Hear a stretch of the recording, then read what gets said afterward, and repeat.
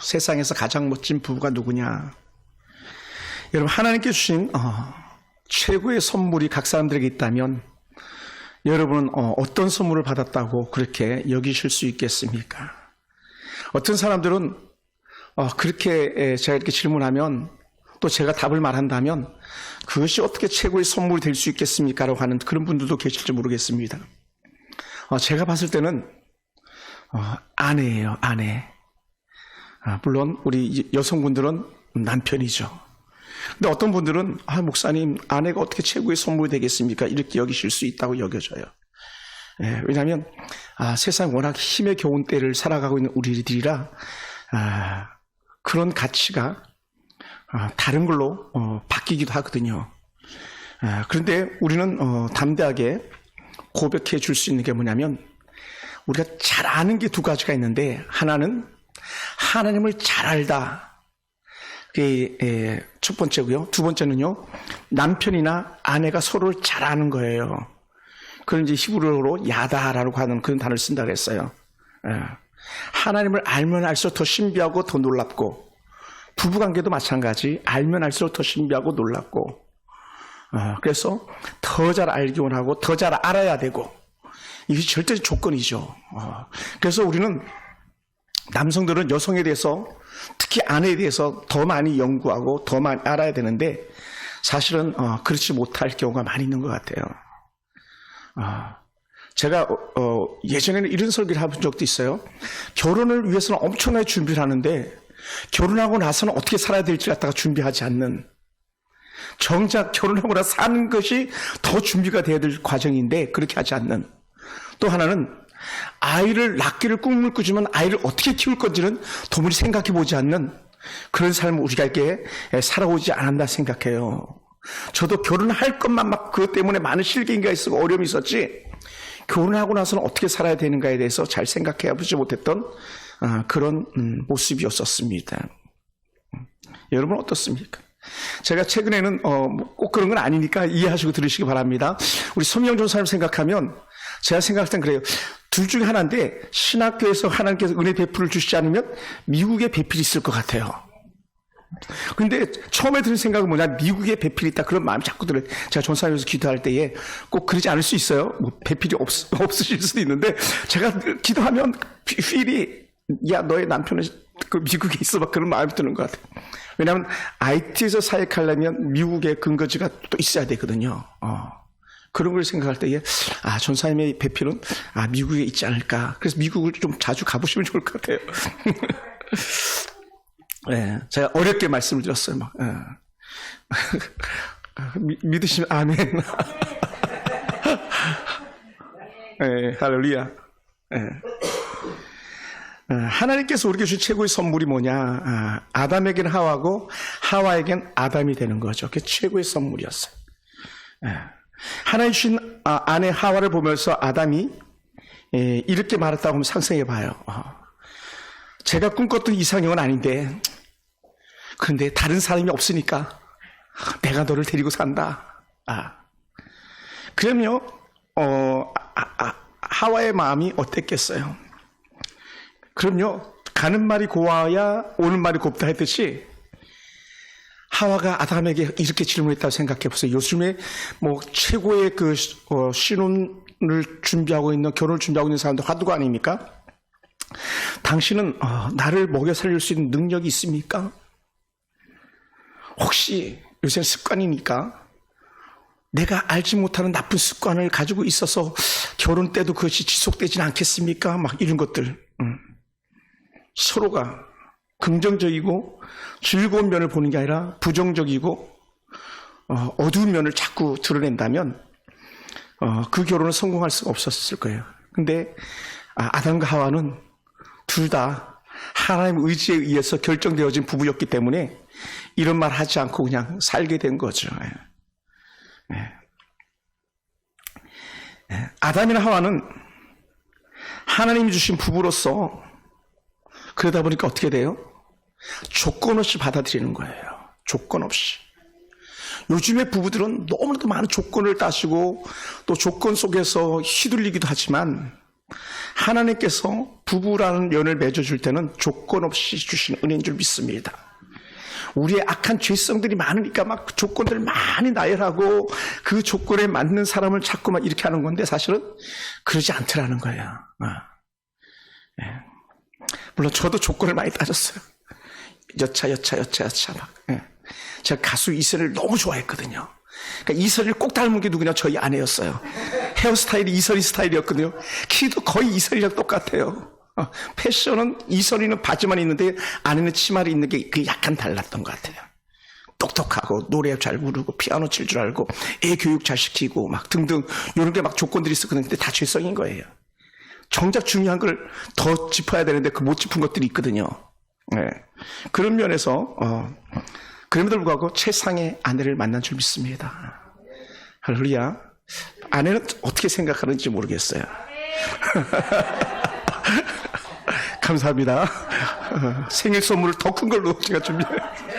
생일 선물 미리 좀 드려볼까요? 제가 아내를 위해 생일 선물 준비했는데 이 자리에서 그냥 쇼 한번 할까요?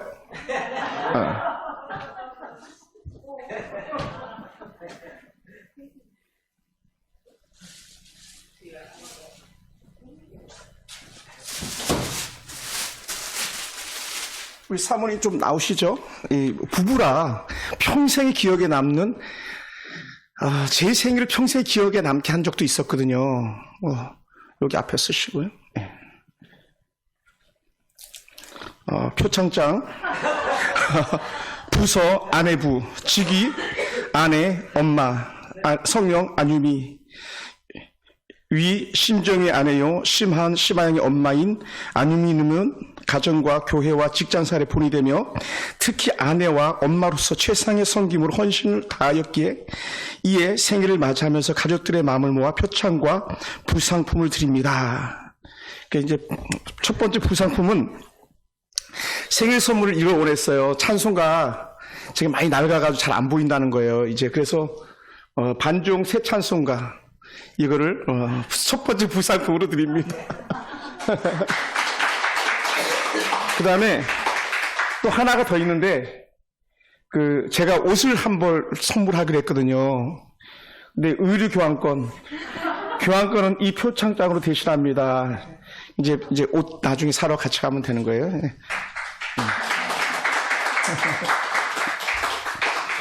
원래 저녁에 집에 가서 해야 되는 건데, 오늘 부부라 설교가,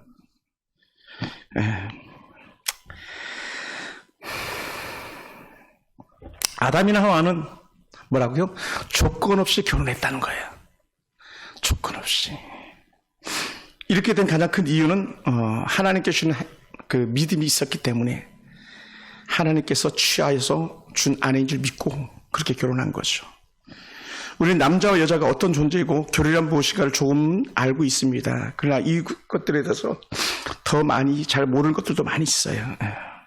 아담과 하와는 아내와 남편을 주신 분이 바로 하나님이라는 것을 전적으로 믿었던 것이죠.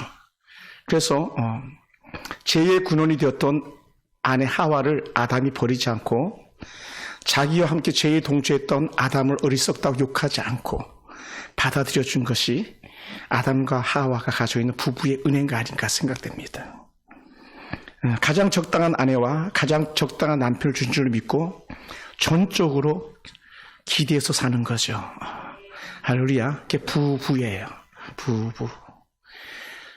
여러분 한자 지아비부, 지어미부 같이 쓰잖아요. 그죠? 근데 하늘 천자에다가 위에 점 하나 더 찍으면 그게 부자가 되는 거예요. 그죠?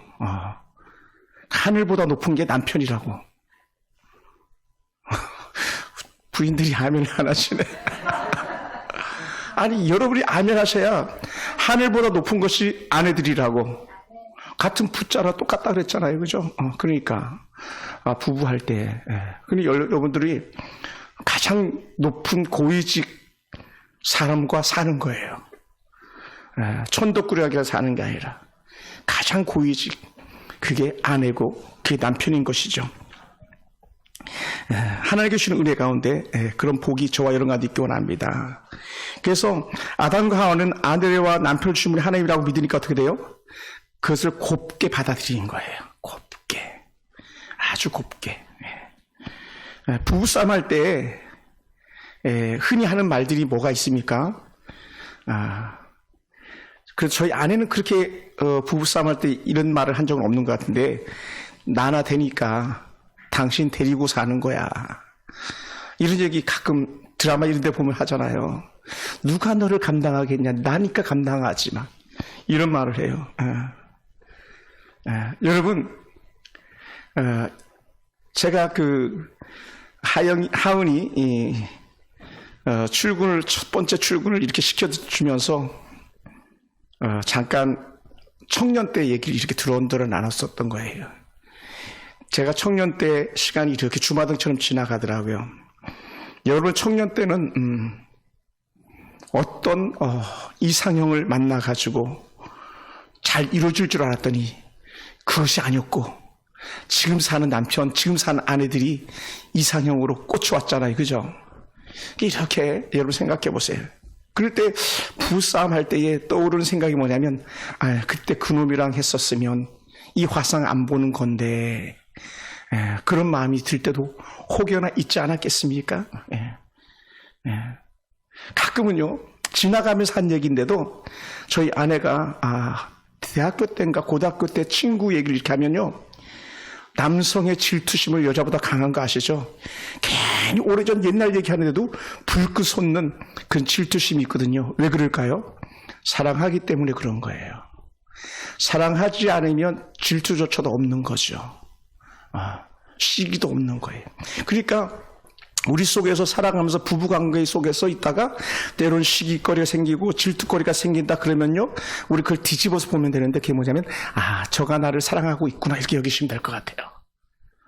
그게 가장 기본적인 부부의 은혜 툴이 아닌가 생각됩니다. 그래서 우리는 배우자에게 상처 주는 사람이 아니라 상처를 아물게 해주는, 보듬어 주는 사람이 돼야 될 것 같아요. 할렐루야. 제가 어디서인지 모르게 요 손에 지금도 긁혀가지고 자국이 있는데, 어디서 긁혔는지 모르겠지만 이게 아주 작은 상처인데도 쓰라리더라고요. 근데 테이프를 반창고를 이렇게 붙여주니까 그 쓰라림이 사라지고 벌려짐도 사라지더라고요. 작은 것 같지만 보듬어 주지 않으면 그것이 덧나게 되고 큰 상처가 되는 경우가 있거든요. 그러니까 우리는 작은 말 한마디로도 상처 주는 사람이 아니라 보듬어 주는 사람이 되길 주로 축원합니다. 그게 부부라는 거예요. 그것이 부부관계만이 아니라 우리 관계 속에도 마찬가지. 우리 관계 속에도 계속적으로. 그래서 우리는 아내라면, 남편이라면 항상 이렇게 생각하기 원해. 현재 진행형입니다. 지금 여러분이 같이 몸섞고 사는 사람이 하나님께서 내게 준 최상급이다, 최고의 아내를 주셨고 최고의 남편을 주셨다 얘긴다면요, 우리는요 춤을 출 수 있습니다. 할렐루야. 뭐 하지 않는 한, 비교하지 않는 한, 비교. 저도 교회 비교하지 않는다 그랬잖아요. 성도도 비교하지 않는다 그랬잖아요. 그죠? 가족들도 마찬가지. 비교해서는 안 되는 거죠. 자녀들 비교해서는 안 되는 거죠. 남편 더더욱 비교해서는 안 되는 거죠. 그 대신 이제 서미영 전사님이나 우리 남구경 안수 집사님 같은 경우는 막 눈을 크게 뜨고 보셔야 돼요. 내 짝이 어디 있는가.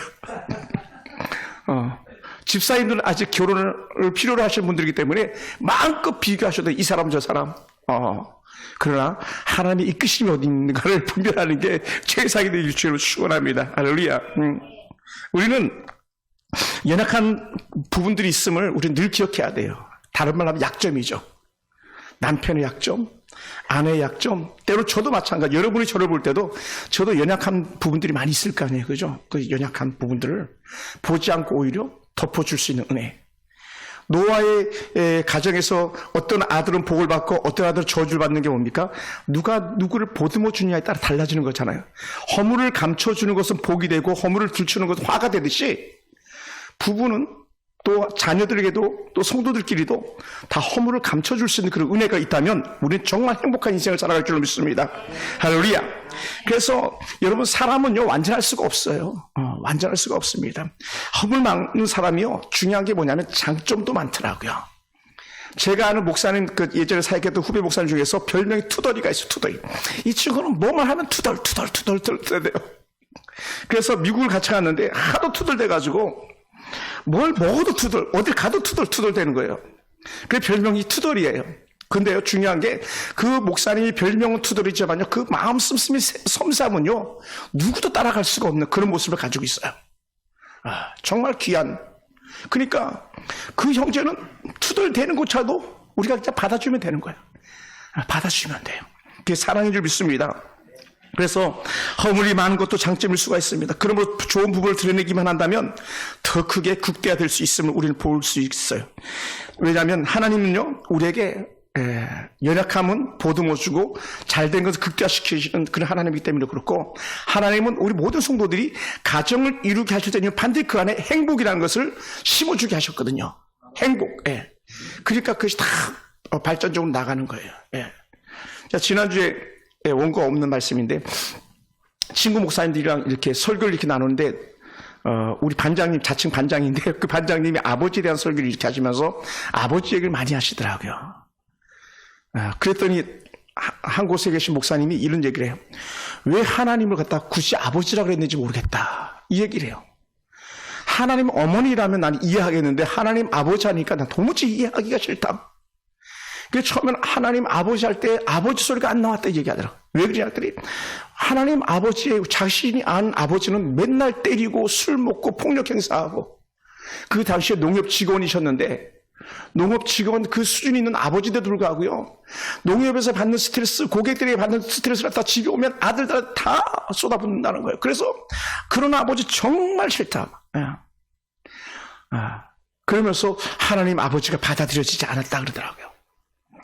물론 저도 아버지로 받아들이는 데는 많은 시간이 필요했었습니다만, 그럼에도 불구하고 다시 꼼꼼하게 돋보기로 보듯이 아버지를 뜯어보면요, 아버지만이 가지고 있는 장점들이 얼마나 많았는지 몰라요.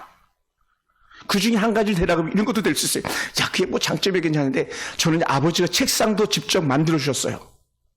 공부하라고 앉으면 책상이긴 합니다만은 아버지가 직접 그 나무들을 어디서 이렇게 구해가지고 책상을 만들어 주시더라고요. 여러분, 아버지가 책상 만들어 주시면 계십니까? 우리 박사님, 아버님 책상 만들어 주셨습니까? 책상 사주셨을 수 있을지 모르겠어요. 근데 손수 책상을 만들어 주시고, 또 매를 때릴 때는 반드시 매를 나한테 만들어 가지고 오라고 그러고, 그러면 어떻게 돼요? 내가 적당한 매를 가지고 가는 거죠. 물론 분노할 때는 선반에 있는 그 가꾸목을 약 뜯어가지고 막 뭐 그냥 부러지지 않을 정도로 맞기도 했었지만, 그런데도요, 그조차도 시간이 지나면 감사가 되더라고요. 왜냐? 오늘날 제가 때로는 실수할 때가 있고 때로 벌을 받을 만한 그런 조건들이 생겨날 때에 누구에게도 말하지 못하는 나의 허물들을 누군가는 책망해 줘야 되겠는데 여러분들은 못하시잖아요. 근데 아버지가 계셨더라면 차라리 다리를 걷고 종아리를 걷고 아버지한테 한 대, 두 대, 세 대, 아니면 그냥 부러지도록 직전까지 맞기라도 하면 쏙이라도 시원하겠다는 그런 생각이 들 때도 많이 있거든요. 왜냐하면 매 맞으면 죄에 대한 것이 툭툭 털어지는 거 아닙니까? 매 맞고 나면 잘 잘 수 있잖아요. 그런 것처럼. 그러니까 아버지는 혼내는 것이 아버지가 가지고 있는 장점일 수 있는, 그게 뭐 장점이 되겠냐 말할지도 모르겠지만, 그렇게 아버지도 그렇고 어머님도 그렇고 우리 형제들도 그렇고 모든 것들이 큰 장점들이더라고요. 부부관계는 그러니까 더 이상 말이 필요 없는 거죠. 오죽했으면 인생을 살아간 선배들이 칼로 물베기다라고 말할 정도로 부부관계를 갖다가 말씀했겠습니까? 그러니까 우리는요, 한결같이 이렇게 말해야 돼요. 여보, 내가 보니까 당신이 최고다. 아멘을 안 하시네. 결혼을 안 하신 분들은 아멘 안 해도 되는데, 결혼하신 분들은 부인이 최고다, 남편이 최고다. 그게 어떤 최고냐? 하나님께서 내게 준 최고의 선물이 바로 당신이다, 이렇게 말할 수 있어야 될 줄 믿습니다. 그것을 우리가 다 받아들여요. 그러다 보니까 어떻게 되냐? 내가 당신의 모든 부분을 갖다가 내가 수용하겠습니다. 받아들이는 것. 수용, 아시죠? 받아들여주는 것. 여러분, 바다는요, 물을 가려서 받지 않는 데잖아요. 낙동강물, 영산강물, 섬진강물, 뭐 무슨 강물에서 이건 호남에서 흐르는 물, 난 호남은 또 영남에서 흐르는 분은 나 영남은 그래도 착하고 순진한 충청도 물이 좋지 하면서 막 그렇게 받아들이지 않는 데잖아요. 쓰레기가 들어오면 쓰레기대로, 오물이대로 오물대로, 물은 물대로 그냥 무조건 다 받아주는 게 바다라 그러잖아요. 그러면 오늘 우리는요, 부부의 마음을 갖다가 굳이 서로 막 비교해 놓는다면 내 마음이 바다다. 내 마음이 바다다. 그런 은혜가 있기 원합니다. 할렐루야.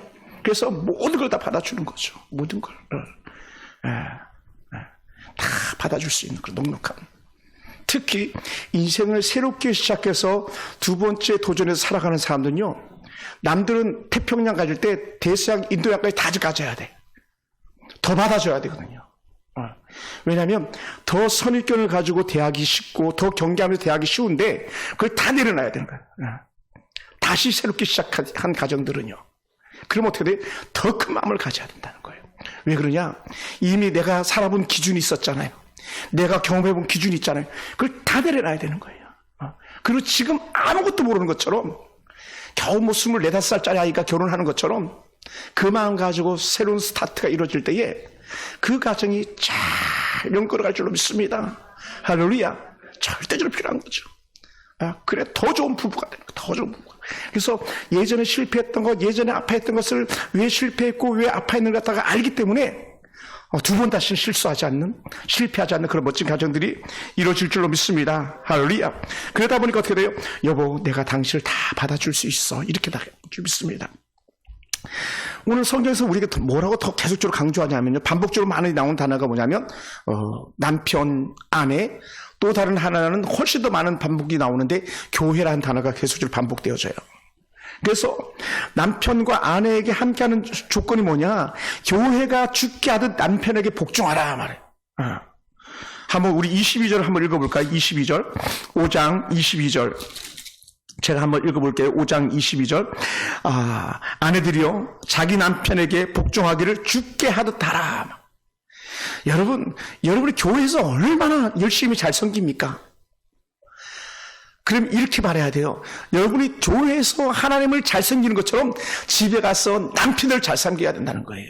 남편들을, 아멘. 남편들을 잘 섬겨야 돼요. 왜? 그게 죽게 하더니까요.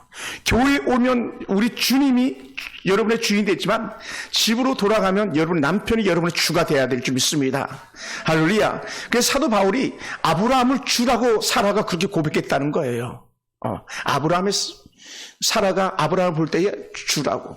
오늘 여러분 심령 속에서도 여러분의 남편들이 그렇게 보여지기 원합니다. 할렐루야.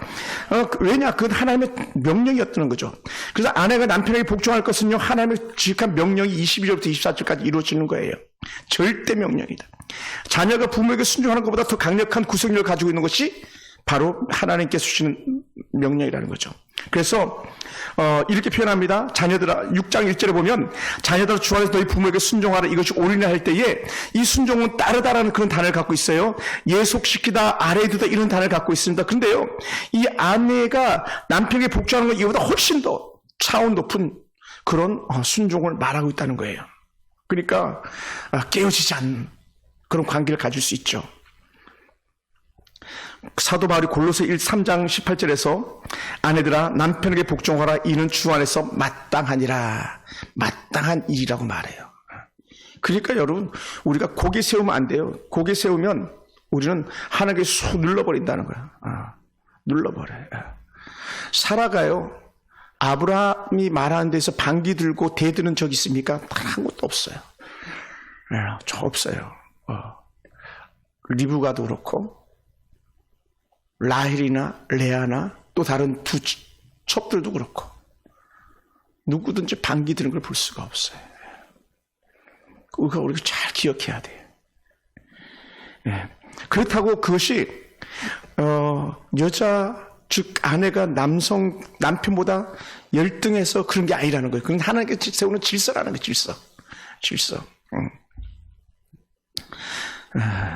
그래서 세상 사람들이 생각하는 일종의 굴욕이나 그런 복종의 개념과 전혀 다른 하나님께 세워진 은혜의 툴이 있는 거죠. 철저한 섬김. 그것을 우리에게 말해주고 있어요. 그래서 아내들이 가지고 있는 은사를 가지고 최선을 다해서 남편을 돕고 남편이 그 머리됨을 갖다가 지탱할 수도 돕는 역할을 아내들이 해야 되는 거죠. 그것을 성경에서는 죄송합니다. 복종이라는 단어를 썼던 거예요. 복종하라. 그것은요, 능력이 없어서 복종하는 거 아니라 아내들이 탁월한 능력이 출중해도 하나님께 세운 질서에 있어서는 탁월함으로 섬긴다는 거예요. 탁월함으로.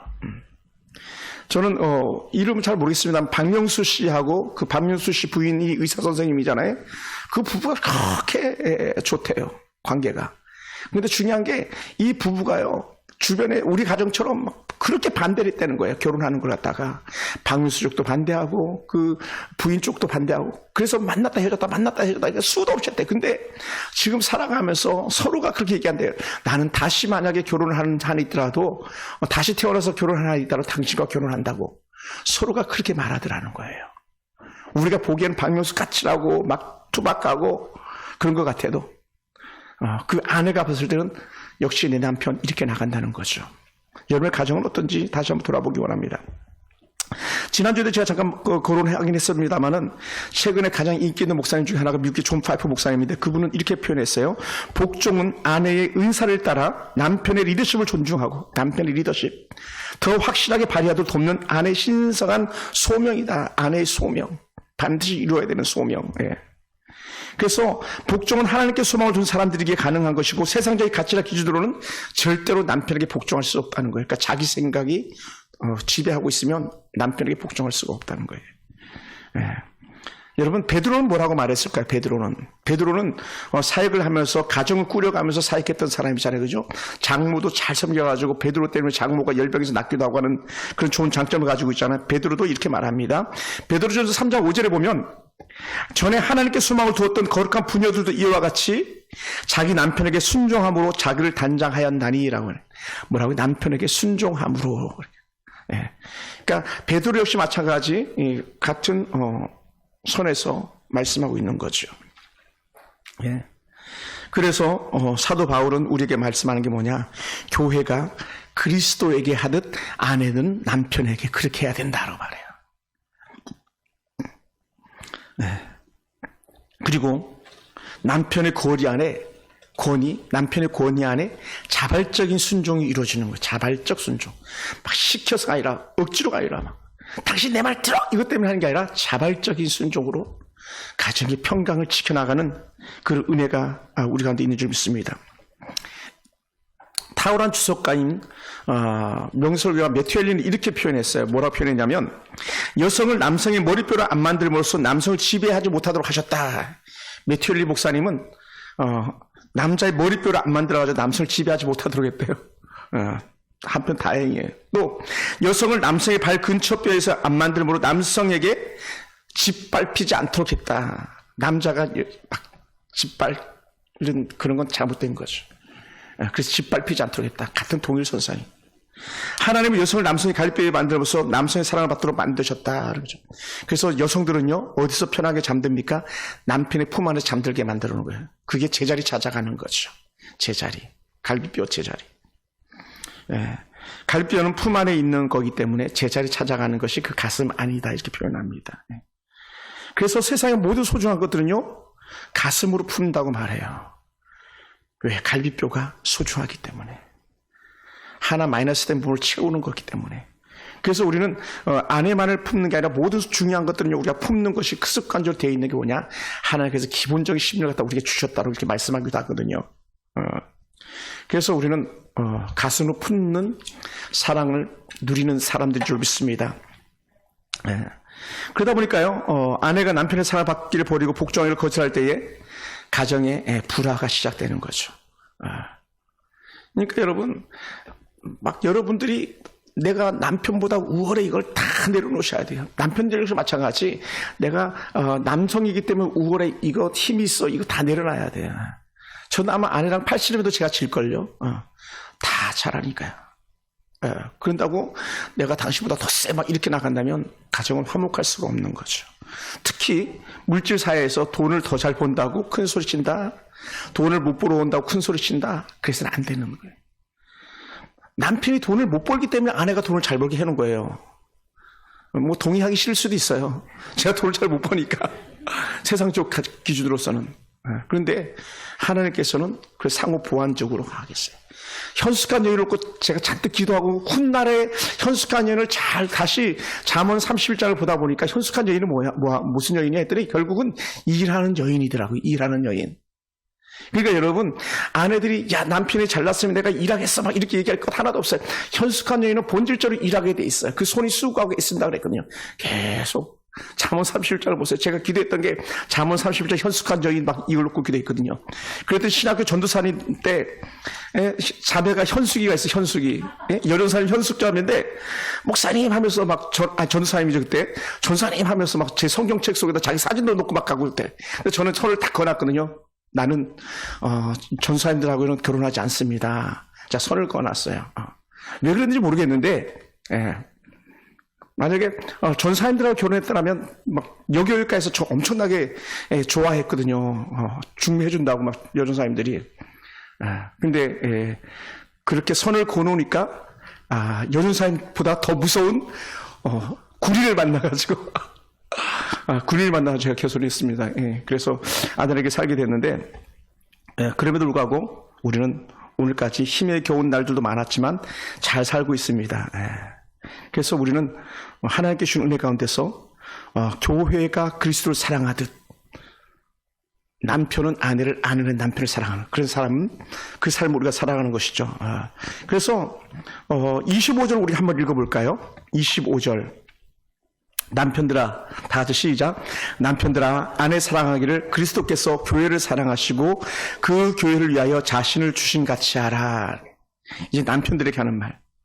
아내 사랑하기를 그리스도께서 교회를 사랑하시고 주님께서 교회를 사랑하셨기 때문에 십자가 지신 거예요.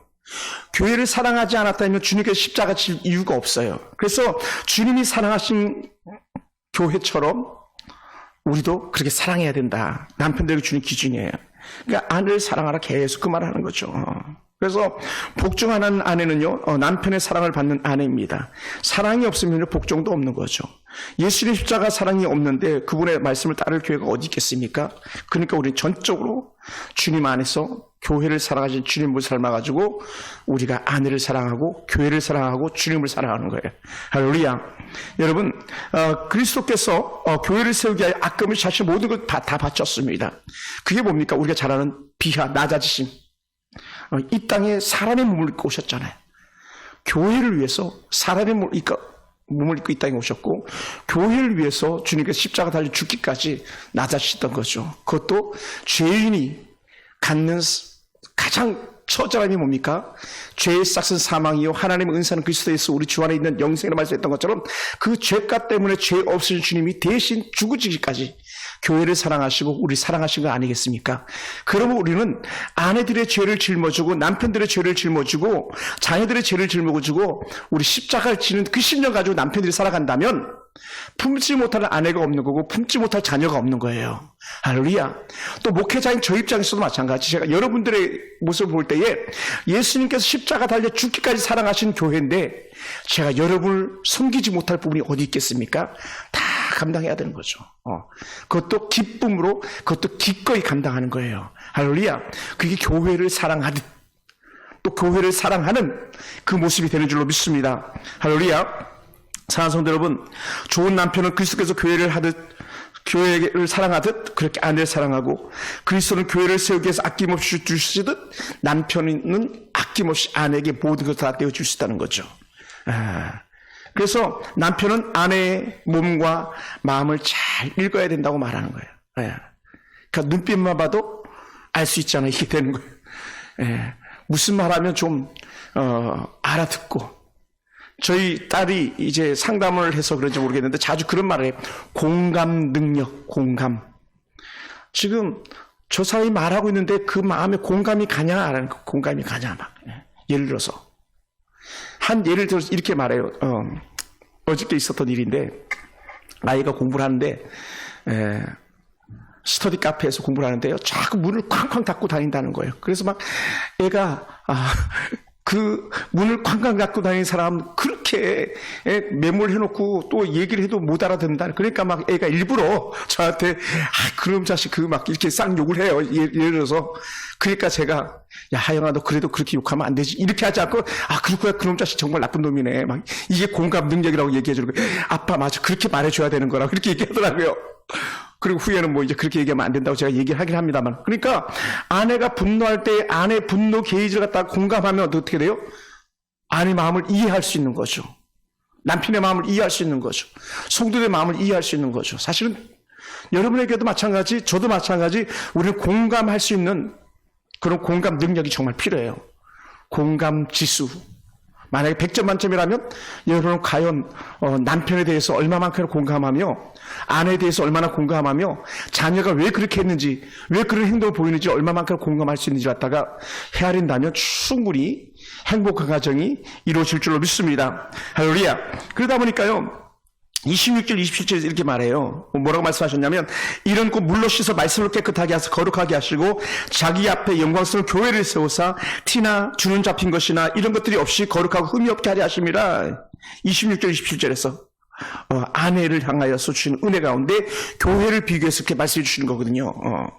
그러니까 흠이 없게 하시려는 하나님의 기 크신 뜻, 교회를 사랑하신 하나님의 은혜, 그것이 예수 그리스도의 사랑을 통해서 나타나듯이 우리가 가정이라는 공동체, 교회라는 공동체를 향해서 똑같이 아버지 하나님께서 예수를 보내서 우리를 사랑하심으로 죽이기까지 사랑하셨던 그 큰 사랑을 우리가 가정에서 또 주의 교회에서 또 여러분이 소속된 어떤 작은 공동체 안에서 그 일이 능히 이루어져야 될 줄로 믿습니다. 할렐루야. 여러분 그래서 예수님은요 정말 사랑 그 자체셨지 않습니까? 그러다 보니 예수님 어떻게 했습니까? 교회를 아름답고 귀하게 보존시키기 위해서 찾아가 주시고 말씀을 이루하시고 그리고 사랑한다고 그냥 말로만 하지 않고 행동으로 직접 나타내 보였던 것처럼 오늘 우리 삶 속에 그런 은혜가 있길 주님은 축원합니다. 할렐루야. 그러다 보니까요 뭐가 필요하냐? 한번 따라해볼까요? 대화가 필요해. 대화가 필요해. 김대희만 대화가 필요한 게 아니고요. 우리도 대화가 필요한 것 같아요. 한 예를 들어서 이렇게 말해볼게요. 약국에 한 사내가 그 약을 사러 왔어요. 그러면서 이 남자가 약사한테 말하는 거예요. 딸꾹질 먹게 하는 약 좀 주세요. 그래서 딸꾹질이 먹게 하는 약. 그러니까 약사가 예 잠시만요. 그러더니 뭐를 찾는 척하더니 갑자기 그 남자를 갖다가 뺨을 때리다시피 하는 거예요. 그러니까 깜짝 놀래가지고 막. 남자가 황당히 하니까 이 약사가 뭐라 그랬냐. 어때요? 딸꾹질 멎었죠? 원래 깜짝 놀래게 하면 딸꾹질 멎는다 그러거든요. 그랬더니 이 남자가 하는 말이 뭔지 아십니까? 내가 딸꾹질 하는 게 아니라 우리 아내가 딸꾹질 해가지고 약을 사러 온 겁니다. 그러는 거예요. 그러니까 우리는 다 들어야 되는데 다 듣지 않은 거예요. 근데 이게 비일비재하게 일어나더라는 거죠. 비일비재하게. 계속 일어나는 거예요. 계속. 여러분, 우리가, 정말 귀한 것들을 우리는 늘 마음에 담아야 돼요. 그러니까 여러분이 좋은 영향력을 받기 원하고 좋은 사람 곁에서 좋은 걸 배우기만 한다면 우리는, 좋은 또 행복한 그런 가정을 이룰 줄로 믿습니다. 그러니까 예수님처럼 찾아가야 되고요. 말씀을 위로줘야 되고 우리 행동으로 나타내야 돼요. 그냥 여보 당신 사랑해로 그냥 끝나면 안 되고 그냥 흔히 그러면 안 되고 제가 늘 얘기하잖아요. 힘드니? 야 그럼 우리 교회로 와 내가 밥 사줄게. 이게 아니고 어떻게 해요? 가서 밥을 사주라 그랬죠 제가. 돈 없니? 어떡하냐? 거의 끝나지 않고 내 지갑에서 털어줘야 돼. 그게 진짜 그리스도 안에서 사랑이라고 말하는 거예요. 근데 대부분 그렇게 하지 않거든요. 목사님, 힘들었구나. 거기서 끝나면 안 되는 거예요. 찾아가서 위로해주고, 찾아가서 보듬어주고. 그렇지, 우리 관계 속에 일어나야 된다 그랬잖아요. 그러니까 제가 우리 스터디 목사님들 8분이 그걸 잘 하시는 분들만 모인 것 같아요. 그러니까 우리가 막 더 주고 싶어서 안다 그랬잖아요. 막. 그래서 무지개 교회 우리가 후원하고 있는 무지개 교회에 화장실이 없어서 목사 예배 끝나면 성도를 태워가지고 화장실 가는 게 일이라 그랬잖아요. 막 저기 그냥 산 밑에 주유소나 아니면 어디 문 열린 공중 화장실 있으면 거기 찾아가는 게 일이라 그랬잖아요. 그러니까 우리 스터디 목사님 중에 한 분이 화장실 한 동에 한 250만 원에서 두 동에 500만 원 이상 간대요. 간이 화장실 만드는데 그냥 프로스트로 된 거 있잖아요. 왜 가끔 공원 가면 있는 그 화장실 그게 비싸더라고요. 그러니까 친구 목사님이 나이도 제일 막내인데 한동훈 내가 감당하겠습니다 하면서 막 280만 원을 먼저 이미 다 입금했다 그러더라고요. 그리고 뭐 서로 주고 싶어가지고 그렇게 하는 거죠. 그게 뭐냐? 결국은 예수님처럼 찾아가고 들어주고 행동으로 섬겨주는 그런 은혜라는 거죠. 그러니까 아내에게 찾아가고 아내를 위로해주고 섬겨줄 수 있는 것, 남편에게 찾아가고 위로해주고 섬겨줄 수 있는 것, 그게 얼마나 소중한지 몰라요. 제가 팔불출처럼 또 다시 말해봅니다만은 여러분, 생일 선물로 해외여행을 보내주는 아내는요, 우리 아내밖에 없을 거예요. 예를 들어서. 그러니까 오늘까지 이렇게 잘 사는 거죠. 생일, 무슨 생일. 애따 그냥, 예를 들어서, 그랬다고 가정해 보십시오. 행복한 가정 이룰 수 있었겠습니까? 그러다 보니까 어떻게 돼요? 아내의 마음을 위로해주고 상처를 보듬어줄 수 있는 그런 남편들, 그런 아내들 되기 원합니다. 마음을 읽을 수 있고, 마음을 읽을 때에 아내의 마음이 화창한 봄날처럼 이루어진 줄 믿습니다. 예수님이 교회를 보존하듯이 우리 남편들은 아내를 잘 보존해 줘야 되는 거죠. 그것이 우리에게 참 중요하지 않나 생각됩니다. 오늘도 제가 올라오기 전에 어른 그 권사님한테 잠깐 이렇게 문자를 보냈더니, 목사님 내가 권사인 줄 어떻게 알았냐고 깜짝 놀래가지고 물어보는 거예요. 제가 찍었거든요. 권사님일 거야.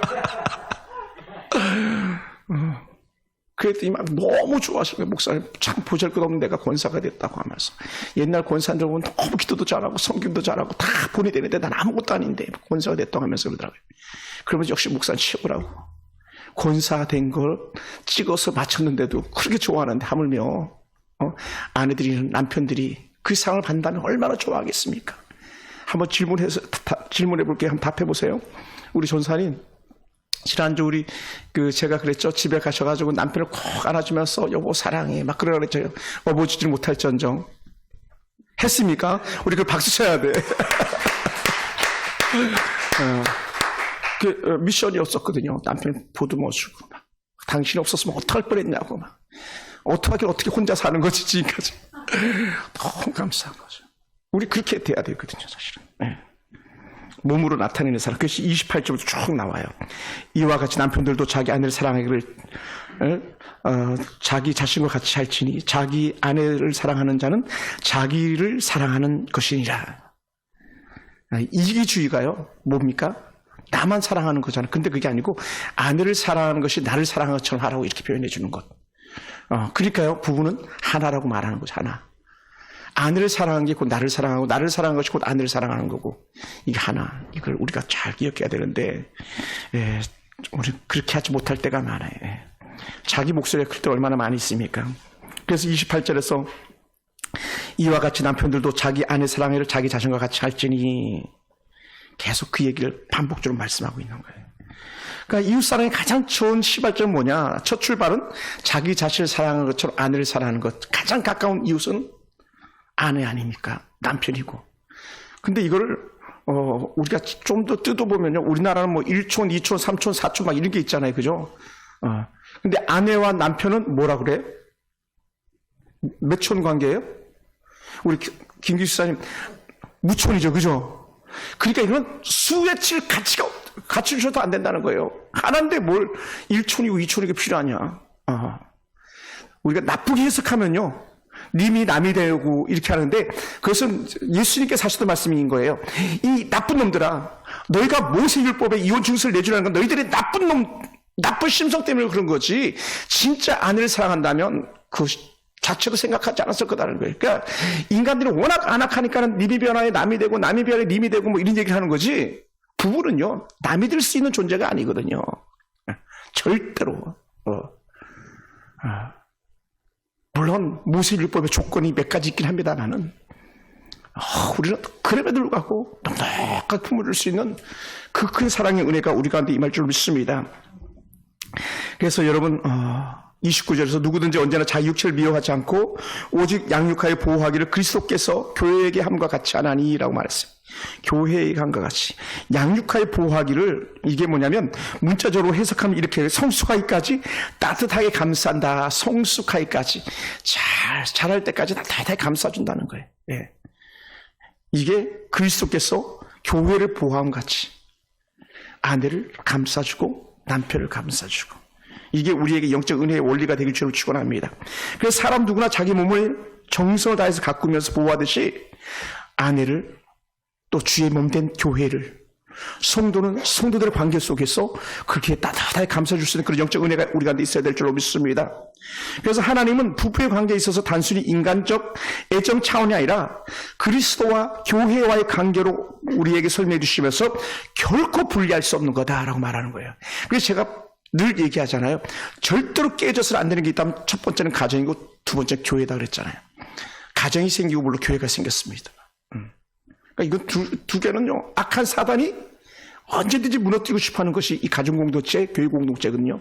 우리는 이걸 보존해야 되는 거예요. 할렐루야. 그러다 보니까 부부는요, 함께 잘해야 돼요. 함께.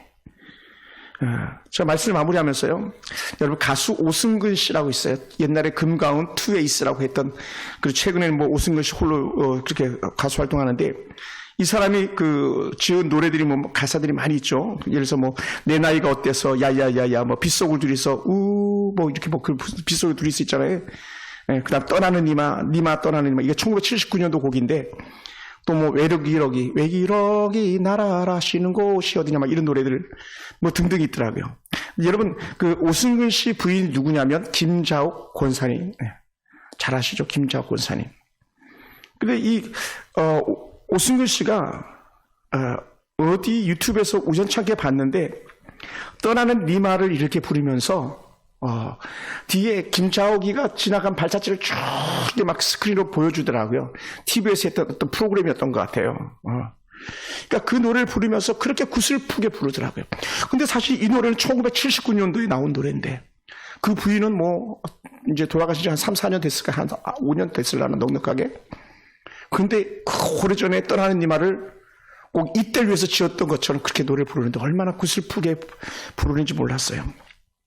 근데 저는 그 떠나는 니 말하는 곡보다가도 더 제가 이 설교를 준비하면서 마음에 닿는 것이 하나가 있는데 그게 어떤 노래냐면요. 우리 중국 교포들은 잘 모를 수도 있겠지만 있을 때 잘해 후회하지 말고. 우리 김기수 사 이 노래 들어본 적 있어? 찬양이라 그러는데 있을 때 잘해 후회하지 말고. 노래 가사를 제가 일일이 전체를 다 타이핑하지 않았습니다만 일부를 타이핑해봤는데 있을 때 잘해 후회하지 말고, 있을 때 잘해 흔들리지 말고, 가까이 있을 때 붙잡지 그랬어 있을 때 잘해 그러니까 잘해. 이제는 마지막 기회야. 이제는 마음에 그 문을 열어줘. 아무도 모르게 보급해줄 때 그럴 때마다 너를 찾는 거야. 반복적으로 있을 때 잘해. 후회하지 말고.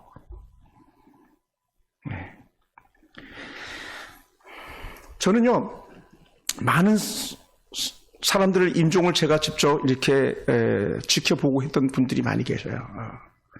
제가 얘기하지만 제 품에서 마지막 눈을 감은 그런 집사님들, 권사님들도 계셨고요.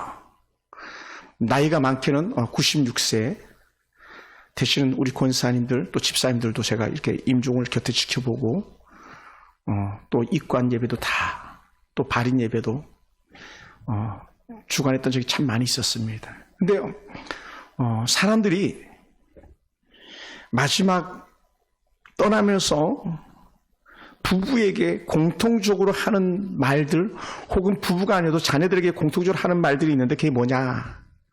부부라면요, 뭐예요? 여보, 미안해 라는 거예요. 그러다 보니까 제가 이 설교를 준비하면서 여보 미안해 하기 전에, 마지막 그 말 하기 전에 지금부터 더 잘해야 되는 거예요. 할렐루야. 나중에 죽어가면서 내가 그때 당신한테 잘할걸, 그때 제 생일 선물 좀 돈 좀 쓸걸, 막 예를 들어서 그런 게 아니고 여보 미안해. 예전에 서강교회 성도들이 제가 떠나오고 나니까 그제서야 목사님이 진짜였어요, 목사님이 좋았어요, 목사님 같은 분이 없었는 걸 이제야 알았어요. 막 그렇게 막 욕하던 어떤 집사님도 결국 나중에는 그 교회 나가면서 그때 신 목사님이 옳았는데 우리가 어리석었다고 막 이렇게 얘기하는 분들이 계셨거든요. 중요한 게 뭡니까? 지금이에요. 지금 있을 때 잘하셔야 돼요. 지금 남편이 살아서 곁에 있을 때, 아내가 살아서 곁에 있을 때 잘하셔야 돼요. 우리 조 집사님 부산에 가시면 정남희 사모님 목사님한테 있을 때 잘해요. 후회하지 말고. 그런 사모가 어디 있습니까? 그런 목사님이 어디 계세요? 그러니까 잘하셔야 돼요. 그러니까 집사님이 머리를 막 탁 세우듯이 사모님한테 세우는 게 아니라 우리는 풀이 죽은 파처럼 파긴처럼 부인 앞에 가면 연약해진 모습이 보여서 은혜 가운데 이끌림받기 원합니다. 할렐루야. 뭐 집사여서 기죽는 게 아니고요. 목사 앞이라고 기죽는 게 아니고 남편은 무조건 품어주는 거니까. 예. 오늘 이 설교 듣고 왔다 꼭 좀 전해주셨으면 좋겠어요. 그래서 저도 남는 게 있으니까 정남이 사모님한테. 예. 여러분, 여보 미안해 이 말 속에 참 많은 뜻들이 내포되어 있는 거 아시죠? 세상에 많은 짐을 맡겨놓고 가는 그 미안함, 자녀들을 맡겨놓고 가야 되는, 남아있는 뭐 그래서는 안 되겠습니다만 막 어쩌면 더 어떤 힘겨운 숙제들 남겨놓고 가는 그런 아픔들도 있지 않겠습니까? 가장 중요한 게 더 잘해주지 못한 것. 예. 아마 제가 은퇴할 때도 언젠가 은퇴하면 이렇게 이런 마음이 들지도 모르겠어요. 그때 좀 더 다 성도들 더 신방 많이 하고 더 많이 섬길 걸. 근데 그게 아니고요. 지금 제가 더 잘 섬기도록 노력하겠습니다. 할렐루야. 그래서 여러분 떠나는 사람은 남은 사람에게 미안하다 용서해달라고 말하는데 우리는 그렇게 떠나기 전에 더 잘 섬길 수 있는 그 미안한 마음이 들지 않을 만큼 더 잘할 수 있는 그런 은혜가 우리 가운데 있기 원합니다. 제가요 외삼촌이 천국 돌아가셨어요. 오늘 돌아가셨어요. 근데 제가 잘못한 게 뭐냐면 지난주에 여동생이 저한테 오빠 우리 외갓집에 한번 가볼래 그러더라고. 저한테 이제 큰 외삼촌이신데 외삼촌이 아프지 않았었거든요. 제가 알기는 외숙모님이 좀 오히려 아팠지. 그리고 제가 잠깐 번개팅 하듯이 제가 동생에게 받은 게 있어가지고 그거 돌려주러 갔는데 동생이 목사라고 어렵다고 돈을 잔뜩 줬거든요. 근데 차마 그걸 못 쓰겠더라고요. 그래서 제가 한 2달 만에 그 돈을 그대로 갖다 주고 더 보태서 20만 원을 더 얹어서 제가 주고 오는데 그 집에 잠깐 가겠냐고 그러더라길래 제가 안 된다 미안하다 다음에 기회 있으면 가자 했는데 그때 동생이 하나님도 안 믿는데 걔가 더 영적이었던 것 같아요. 그렇게 돌아가실 줄 어떻게 알았겠어요. 여러분 우리는요 큰 걸로 나는 게 아니라 한마디 들어줄 수 있는 그런 작은 여유를 갖는다면 가정마다 행복해질 수밖에 없는 줄 믿습니다. 약간만 더 이해해 준다면 그 가정이 천국 되는 거고 우리 교회가 천국 되는 줄 믿습니다. 많은 사람들이 남편에게 원하는 거나 또 아내에게 원하는 게 뭐가 있겠습니까? 우리가 뭐 세계 평화나 인류 복지 이런 걸 뭐 말하겠습니까? 그냥 소박한 거 여보 같이 밥 한번 먹지 뭐 이런 것들 그 정도 못 해주겠습니까? 우리가 할 수 있기 원합니다. 그래서 배우자의 소원이 무엇인지 생각해보고 그 소원을 채워줄 수 있는 은혜가 우리 가운데 있기 원합니다. 아내가 마지막 불태우는 그런 한 달 남은 시한부인세라고 여러분 생각해 보시기 바랍니다. 혹은 남편이 그런 사람이라고 한번 여겨보시기 바랍니다.